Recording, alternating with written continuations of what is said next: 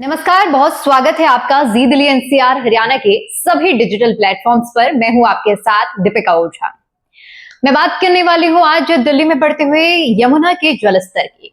यमुना में जो हालात बने हुए हैं कई दिनों से हम देख रहे हैं और आप तक अपडेट भी पहुंचा रहे हैं कि लगातार यमुना का जलस्तर जो है वो बढ़ रहा है और घट रहा है।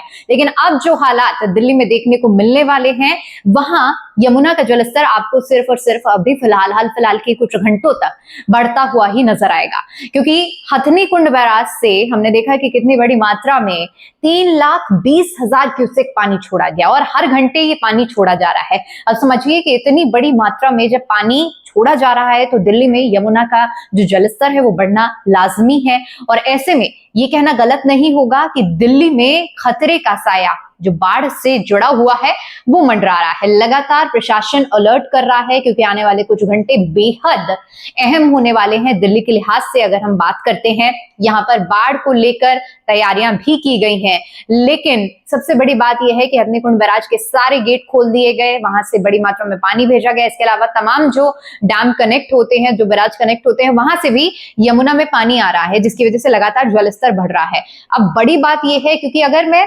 पिछले साल के ट्रेंड्स उठाकर देखूं तो पिछले 2-3 साल में 2023 वो आंकड़ा रहा है जब सबसे ज्यादा 208 मीटर पर यह आंकड़ा पहुंचा था। तब हम सबने देखा था कि दिल्ली में क्या कुछ हालात बने थे और किस तरह से दिल्ली में बाढ़ आई थी।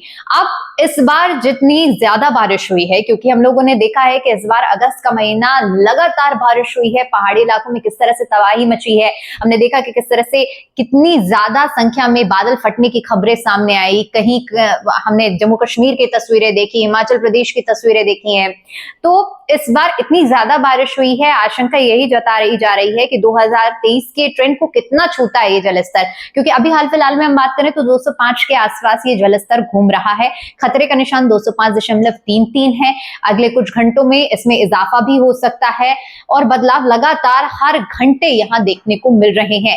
लगातार तैयारियां भी की जा रही है। मैं दिल्ली की अगर बात करूं तो दिल्ली में एहतियात के तौर पर जो पुराना लोहे का ब्रिज है उसे भी बंद कर दिया गया है। उसके लिए आदेश दे दिए गए हैं। आज शाम 5 बजे से लोहे का पुल पूरी तरह से बंद रहेगा, उसमें किसी भी तरह के लोगों की आवाजाही नहीं होगी और ये आदेश अगले आदेश तक लागू रहेगा। एहतियात के तौर पर ही फैसला लिया गया, क्योंकि पुराने रेलवे ब्रिज पर भी लगातार जो जलस्तर है वो बढ़ रहा है। ऐसे में खतरे को देखते हुए एहतियात के तौर पर यह फैसला लिया गया है। इसके अलावा जितने भी निचले इलाके हैं सभी जगहों पर लोगों को खाली करा दिया गया है और एक अस्थायी रूप से बनाए गए शेल्टर्स में लोगों को भेजा जा रहा है, ताकि जो बाढ़ प्रभावित क्षेत्रों में लोग रह रहे हैं उन्हें जल्द से जल्द रेस्क्यू करके सही जगहों पर पहुंचाया जा सके। लेकिन बड़ा सवाल अब यहाँ पर यह उठता है कि बाढ़ के हालात तो बन रहे हैं, एक तरफ अनुमान से ज्यादा बारिश भी हुई है, लेकिन दूसरी तरफ जो दिल्ली की रेखा सरकार है वो दावे कर रही है। और आज मुख्यमंत्री रेखा गुप्ता का भी हमने सुना कि किस तरह से लगातार स्टेटमेंट्स आ रहे हैं। उनकी ओर से कहा गया है कि दिल्ली में हालात जरूर इस तरह के बन रहे हैं, लेकिन दिल्ली सरकार पूरी तरह से तैयार है और किसी भी तरह से डरने की, परेशानी लेने की जरूरत नहीं है।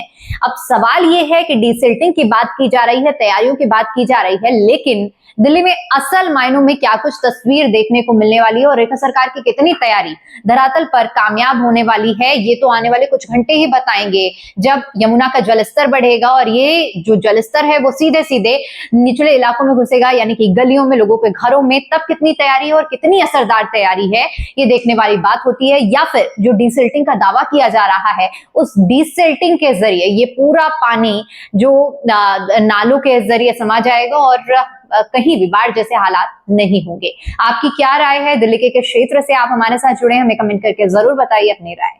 नमस्कार।